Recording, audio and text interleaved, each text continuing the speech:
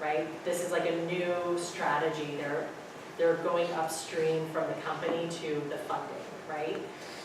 The challenge is the bank already gave the money. Like, they're done. They gave their money. They're getting paid back. Like, that's their job.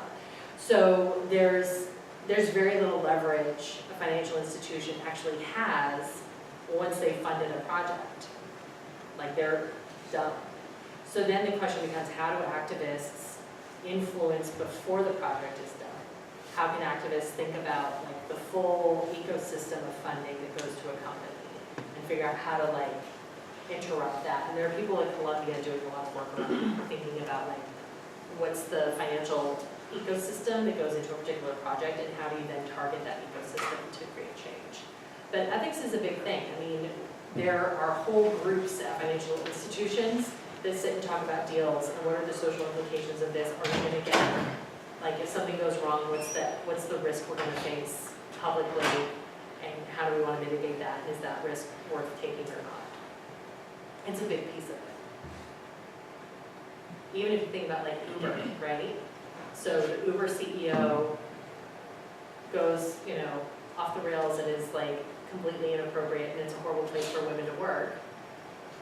Well, I don't use Uber, right? They're on my list, they don't get my money. So that has real implications for people and companies, and they have to think about that.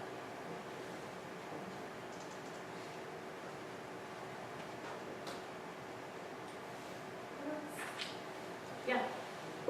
What are the trends you see in investors moving assets to like sustainable investing? Or Yeah. like, not only in BlackRock, but like just like In general? maybe like both. Yeah. So Morgan Stanley, the Institute for Sustainable Investing at Morgan Stanley actually does a lot of research around this. They do surveys every year or two, and they survey, there's one for asset managers, there's one for asset owners, there's one for individual investors, and they basically take a pulse of what do you think about sustainable investing, what are you doing about sustainable investing, is this a growth area for you, not a growth area, et cetera. And all the data indicate that people care more about putting their money in places that are aligned with their values than they used to. If you think about millennials, again, the millennials that everybody loves to talk about, even though like the oldest of them are almost 40, so like maybe you should be thinking about other people. Millennials are more likely to want to align their investments with their values. We're getting ready, or we're in the middle of the largest transfer of wealth from generation to generation as baby boomers retire and pass away and their money goes to their kids, a lot of whom are millennials, right? So there's this huge generational transfer of wealth. There's this huge shift in values-based investing, and companies are seeing it as an opportunity, right? What's good about that is that means there are more sustainable investing products for people to invest in. What's bad about that is there's no clear definition of what a sustainable investing product is. And you can pretty much just like slap a little label on it, and unless someone digs in really deep, it's hard to tell how credible it is. But it's definitely a growth area, and I think that as people become more savvy, and like as places like BlackRock look for additional ways to get an edge on finding more alpha, I think actually sustainable investing is just going to become investing. Because it's just going to be one thing that you look at.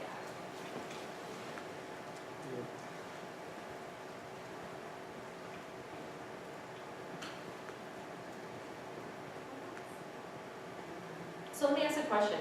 What brought you all to this class?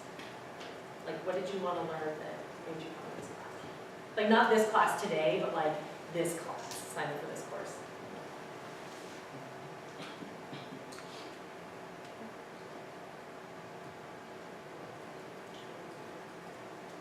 You get to listen to Alumni Babble. What else? Pretty much that. I want to know people from Grinnell like do after they graduate. Yeah. See the different career paths that are out there. Yeah. Okay, great. So to understand what the different career paths are. What else?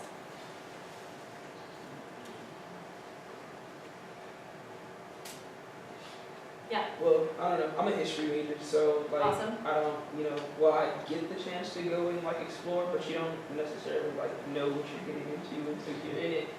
and I don't know, like I just found it, so like here we are. Okay, Cool. awesome. Yeah, I'm a biology major, so I'm more interested in ecological sustainability. Yep. So like, it's like more than business stuff, like, gotta be honest, I don't understand that. This whole presentation, I'm like, that's cool. totally. Yeah, no, I get that. I really do. I really do.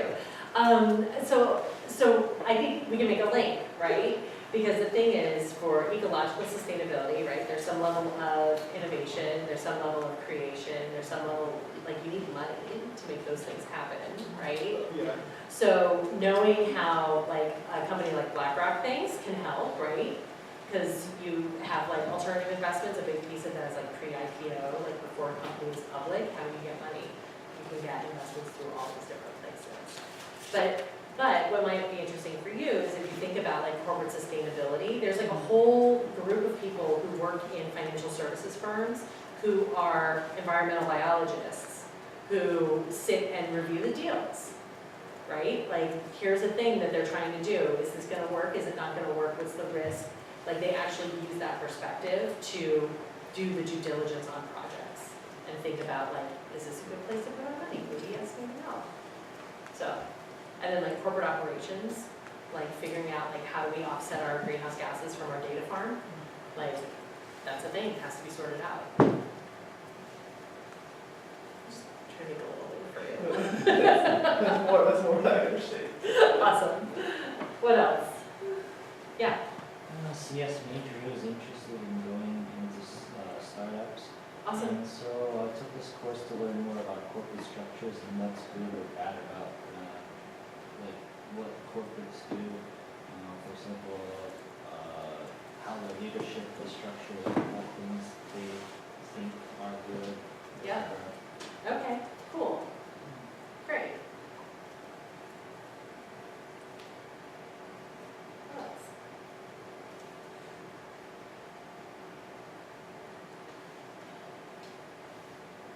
Doug, do you have anything else you want me to cover, talk about? Well, I wonder if it would be good to proceed to talk about coffee. Sure, we can do that. Totally.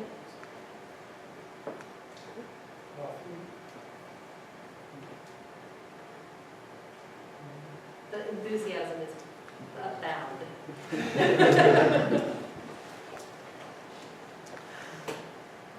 Anyone who would like to be the host for lecture today? I'm gonna do Yeah, you got it. it.